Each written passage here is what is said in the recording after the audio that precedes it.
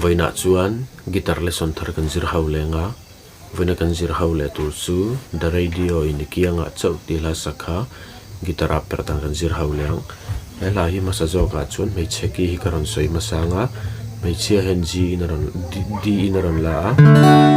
masanga G anyama E minor B minor E minor chuan mi paina ron sak chia khan G in kan la ve le chianga asanga C anyama D minor E minor chuan A minor kan hmang tel bukang strum dan hi chi khat kan nei lenga te kan strum ang down down up down up down down up down up ti kha kan strum leng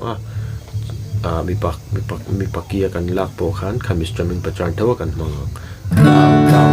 up down up down down up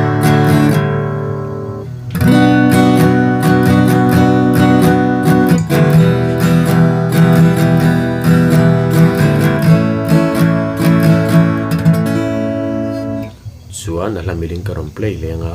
uluk tu ni lo ngai thale cheu don ne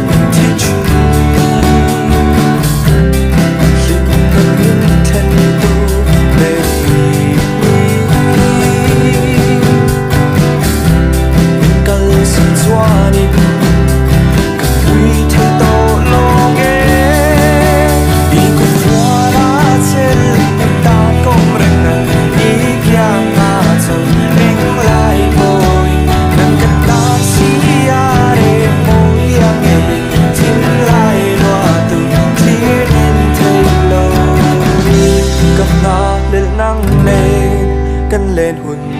ตูเบียทุดีก็โคยก็เลิกเวทีน่าเจ